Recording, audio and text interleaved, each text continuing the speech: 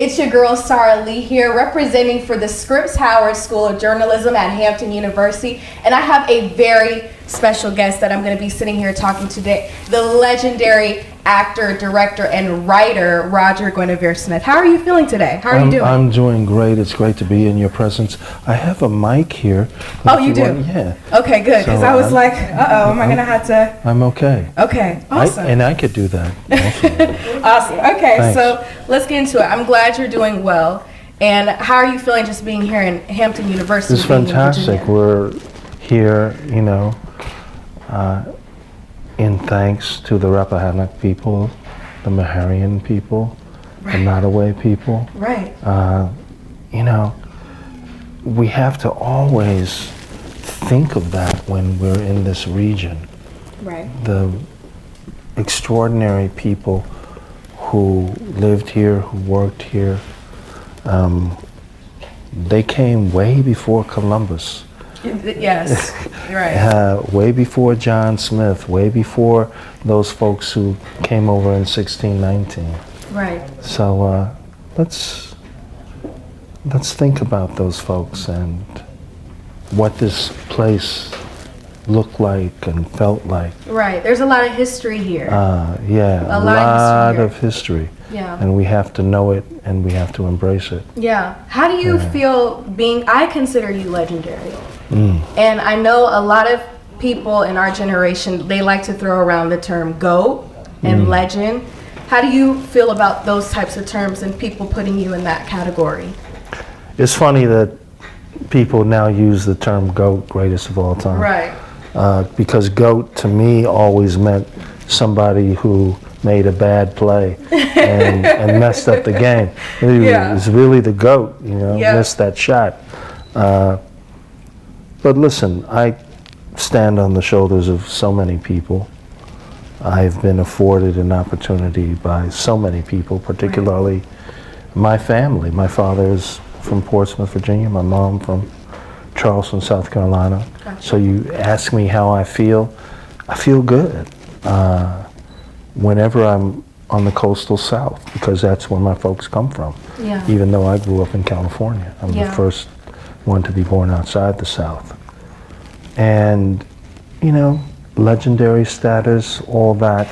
Hey, if I've made a contribution, if I have continued to make a contribution, that's cool. Yeah. And if somebody has been inspired and comes up to me and says, hey, I was watching a film or I went to a play and I was inspired to do such and such, not necessarily to do something in the arts, but maybe they were inspired to do something academically or even personally, to know themselves in a deeper way and an instructive way. Yeah. That's good. Yes. That's good. So I'm thankful. I love you give very thoughtful answers. You take your time, to really explain how you feel about a lot of things, which is important because it gives wisdom to our generation and beyond that. You know what I mean? Just not the basic answer. And coming from you, it hits different. You got to know that. You got to have that flex to know that you are someone who is important to our culture.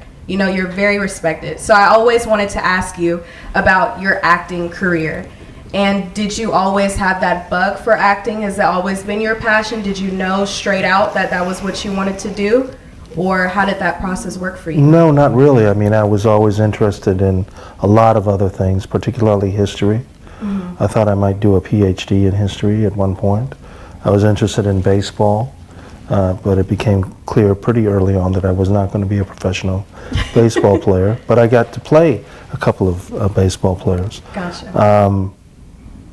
And I was not a history professor, but I got to play a history professor. So I think I found the right way to pursue all of my interests creatively, imaginatively, through the craft of acting.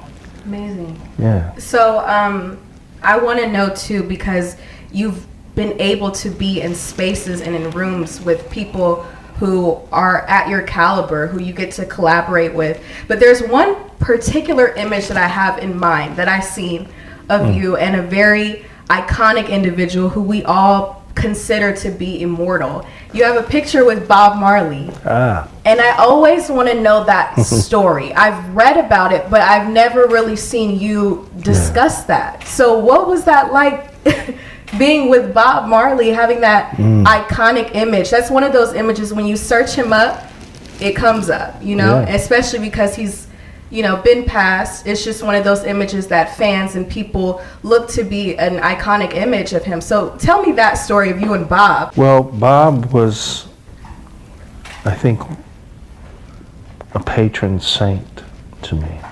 Yeah. When I was a kid, I was always attracted to Jamaican rhythms. Going back to Millie Small, a song called My Boy Lollipop, boom, boom, boom, boom. Right. He makes my heart go giddy up, boom, boom, boom. Right? Right. And then I heard the song called I Shot the Sheriff. But not Bob Marley's version. It was Eric Clapton's version, because that's what was played on the Soul Station. Yeah. And I heard the Marley version, and I was attracted to that. I didn't quite understand what the references were in this music as I pursued it more, as I listened to more. Why were they connected to Haile Selassie? Why were they connected to Marcus Garvey? Why did they not cut their hair? Yeah. And I pursued this music, socially, but I also pursued it academically. Right. And so as a student, I got the opportunity to go to Jamaica. Wow. And the first place that I went to was Tough Gong Studios. And Bob was recording an album called Survival. And I walked into the studio, and he was recording a song called Africa Unite. Wow. And he told me a couple of things at that time that I'll never forget. One was, if you play football, get a team. You have a song, sing it. Yeah. And that's when that picture was taken in 1979. And it was taken by my best friend, Frank Dexter Brown, Wow. who started his career working at Xerox, and then decided that he wanted to pursue this thing called journalism. Amazing. And he took off his tie when we went to Jamaica, and he typed up his application to the Columbia University Journalism School. Wow. And was accepted, and went on to a distinguished career as a journalist and as a professor of journalism at a place called Morgan State University. Amazing. Yeah. Yeah. And that's my best friend, Frank Dexter Brown, and he's the one that took that picture. So it's special to me, not just because, you know, I'm there You're with Bob, with right? Bob, Yeah. but that the picture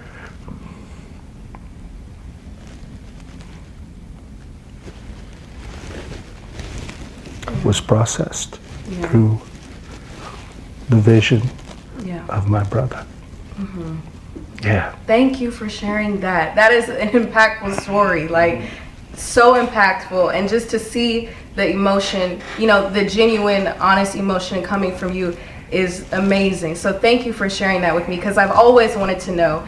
Two legends in this photograph. Oh, please. And how did this even happen? And for you to be so young, that even surprised me as well when you were telling me this story. Well, it comes through mentorship. Right. Because my mentor as an undergraduate was MJ Mary Jane Hewitt, a great scholar who did a comparative study of Miss Lou, the great Jamaican folklorist Louise Bennett, and Zora Neale Hurston. And it was she who set up my visit to Tough Gong Studios. Wow. It was through her connections because she had done her PhD there in Kingston. Wow, that's amazing. So I know that mentorship means a lot to you. So how are you navigating that and paying that forward with yourself? Well, hopefully I'm doing it right now as we speak. You are, for sure. Hopefully I was doing it last night at the Holocaust Center in Pittsburgh, where we were screening my Otto Frank video, Yeah. the father of Anne Frank. Hopefully I was doing it in the prison that I performed Frederick Douglass in on Monday morning. Yeah. Hopefully I was doing it at the August Wilson African American Cultural Center in Pittsburgh, where I was doing Douglass as well. If anybody can pick up a baton, then yeah, take it.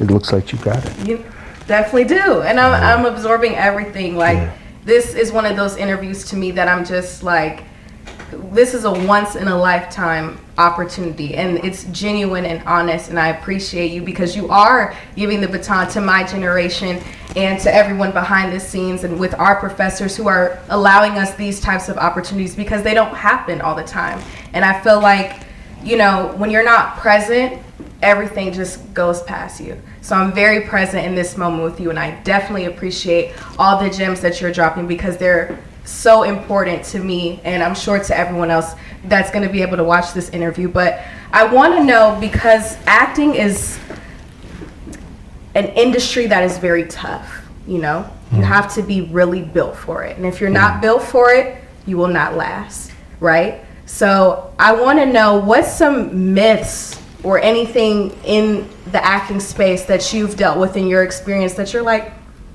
this is just not true? Being a real actor going through that. What's like 3 myths in acting? I mean, I've always felt that we have the opportunity, and I think we have the responsibility to create our own vehicles of expression.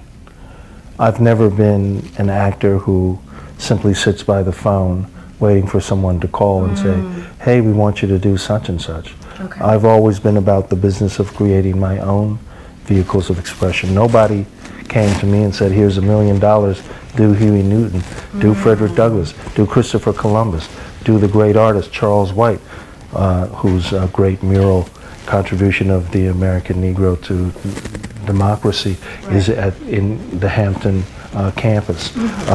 Nobody said, hey, here's $1 million, go do Otto Frank, the father of Anne Frank. No, all of that came out of my own motivation and my own sense of duty and responsibility to all of the work that has gone in to create the foundation on which I stand. Yeah. I had the opportunity to work with 2 dynamic people, Ossie Davis and Ruby Dee. Yeah.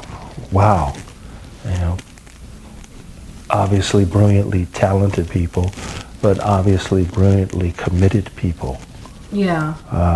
Who bequeathed to us such a legacy of not just good work, but good trouble as well. Yeah, very true. As Congressman Lewis would put it. Very. So what advice would you give then? Because, you know, you talked a lot about preparation and being devoted to the craft and just being self-taught and motivated and going out there and doing it on your own and not waiting for those opportunities.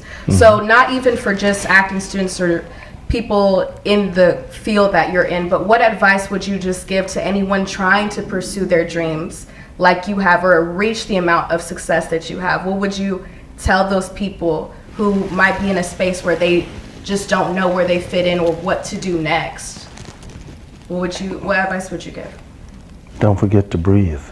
And I mean that in a physiological sense, but in a spiritual sense and in an intellectual sense. Because I think that when we're breathing, we're absorbing, you know, the world around us. I think that observation is one of the great tools that we also have. The ability to listen, the ability to see, to use all of those senses to inform our relationship with civilization, Yeah. right? Yeah. Yeah. I absorbed that. I felt that. That's Yeah. very true. Like, really, you do have to breathe and be present and go after those dreams and what you want to do. Absolutely. Thank you so much for your time. You've been amazing, and I hope you have a great time here at Hampton University while you're So here. far, so good. Awesome. Thank you so much. I'll see you at the Charles White Yes. Mill.